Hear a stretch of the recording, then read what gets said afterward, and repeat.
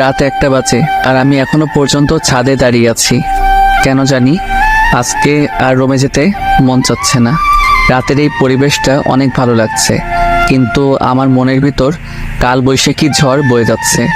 নিজের মনের কষ্টটা আজ কাউকে বলতে পারছি না।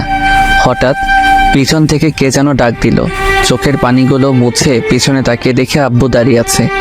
আব্বু আমার সামনে এসে বলতে লাগলো, নিলয়, তুই এখন এখানে দাঁড়িয়ে আছিস কেন? যা, তোর রুমে যা। মেয়েটা সেই কখন থেকে তোর রুমে একা বসে আছে। আমার কাঁধে হাত রেখে বলল, যাচ্ছি।